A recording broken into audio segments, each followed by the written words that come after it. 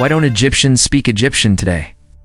Why did Napoleon's soldiers need to discover the Rosetta Stone to decode hieroglyphs that were written by the ancestors of people still living in Egypt?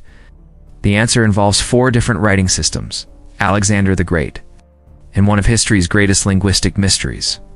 For over 3,000 years, the ancient Egyptian language was spoken and written across the Nile Valley. But today, if you visit Cairo or Alexandria, you'll hear Arabic, not Egyptian. This isn't just about conquest. It's about one of the most fascinating language transformations in human history.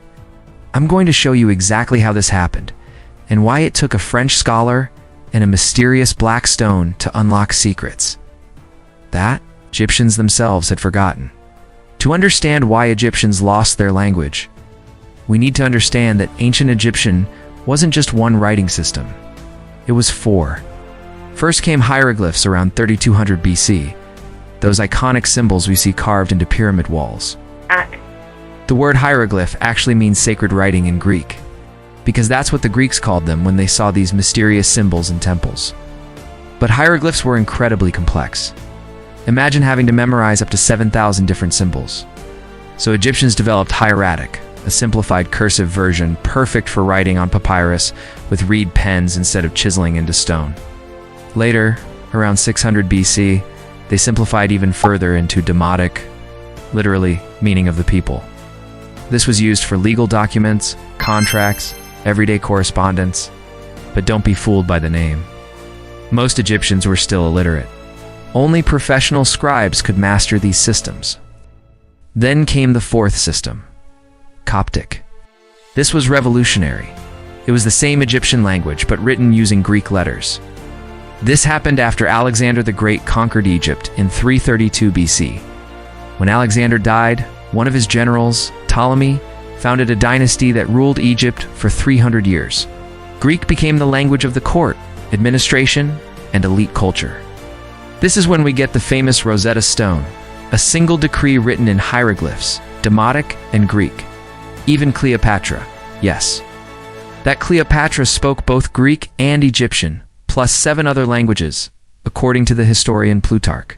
But here, crucial. Coptic was on a new language. It was ancient Egyptian written in Greek letters, with few extra characters for sounds that didn't exist in Greek. Think of it like writing English with Arabic letters. Same language, different writing system.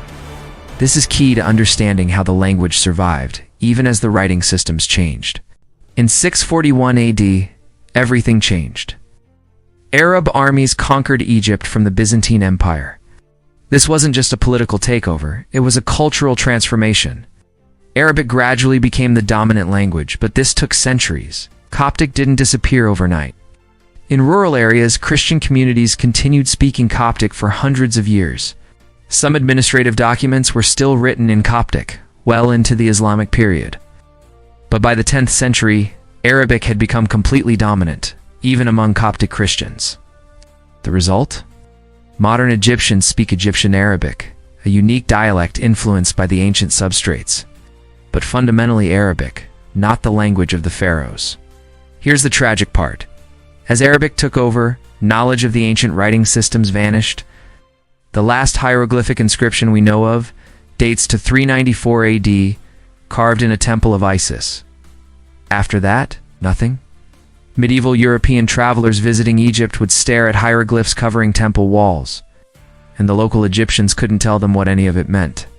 Some thought they were decorative patterns, others believed they were magical symbols. The living connection to this ancient wisdom was completely severed. European scholars tried to decode them for centuries, but failed completely. The key to 3,000 years of human history was locked away, seemingly forever. Everything changed in 1799 when Napoleon's soldiers found a black stone near the town of Rosetta. This stone contained the same text in 3 scripts: hieroglyphs, Demotic, and Greek. Since scholars could read ancient Greek, this became the key to unlocking the mystery. Jean-François Champollion, a French linguist, spent years trying to crack the code. His breakthrough was realizing that Coptic, which was still used in Egyptian churches, was essentially the same language as ancient Egyptian. By learning Coptic first, he could understand the language behind the hieroglyphs. In 1822, Champollion figured out that hieroglyphs weren't just pictures. They mixed phonetic and ideographic elements. Some symbols represented sounds, others represented entire words or concepts, and some were determinatives that classified what type of word followed. His letter to a colleague announcing this discovery is considered the founding moment of modern Egyptology. Suddenly, thousands of texts that had been silent for over a millennium began to speak again. So why don't Egyptians speak Egyptian? Because language evolution never stops. The Egyptian language survived for over 3,000 years, transforming from hieroglyphic to hieratic to Demotic to Coptic, adapting to new ruling powers and new technologies. The Arabic conquest didn't erase this heritage overnight. It took centuries. And ironically, it was the preserved Coptic language in Christian churches that gave modern scholars the key to reading hieroglyphs again. Today, you can still hear Coptic in Egyptian Orthodox churches, like Latin in Catholic Mass. It's a direct link to the language of the Pharaohs, preserved in prayer and ritual, even as the streets of Cairo echo with Arabic. The ancient Egyptian language didn't die. It evolved, adapted, and ultimately gave way to Arabic, while leaving traces that scholars could follow back to decode. Humanity's oldest written treasures,